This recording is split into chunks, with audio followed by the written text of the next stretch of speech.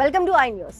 Iran supreme leader Khamenei మరణ వార్త మరవక ముందే ఆయన కుటుంబంలో మరో పెను విషాదం చోటు చేసుకుంది. అమెరికా ఇజ్రాయెల్ జరిపిన భీకర దాడుల్లో తీవ్రంగా గాయపడిన ఖమేనీ భార్య మన్సూర్ కోచెస్తే సోమవారం కన్నుమూశారు.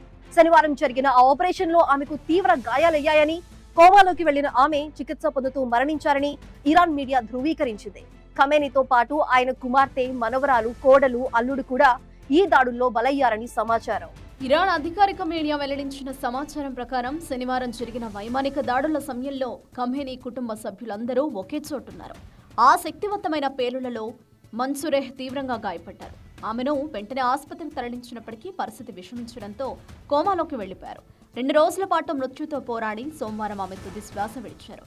ఇరాన్ ప్రసార సంస్థ ప్రెస్ టీవీ ఆమెను షహీద్ అంటే అమరవీరురాలిగా అభివర్ణించింది. ఖమేనీ మరణంతో ఇప్పటికే దిక్కుతోచని స్థితిలో ఉన్న ఇరాన్కు ఆయన భార్య మరణం మరో పెద్ద దెబ్బగా మారింది.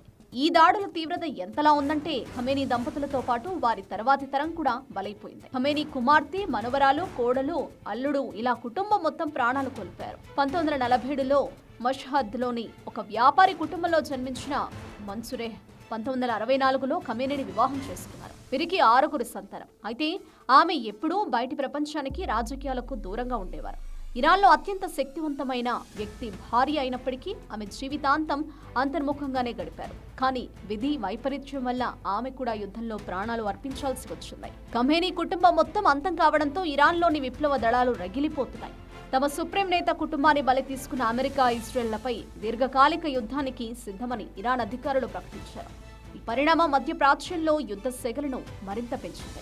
ఇరాన్ ప్రజలు కూడా ఈ విషాదంతో వీధుల్లోకి వచ్చి నిరసనలు తెలుపుతున్నారు. ఇటు ఇరాన్లోని కీలక వ్యవస్థలను అమెరికా ధ్వంసం చేస్తుంటే, అటు అగ్ర నాయకత్వం మొత్తం కన్నుమూయడం ఆ దేశాన్ని అంధకారంలోకి నెట్టేసింది.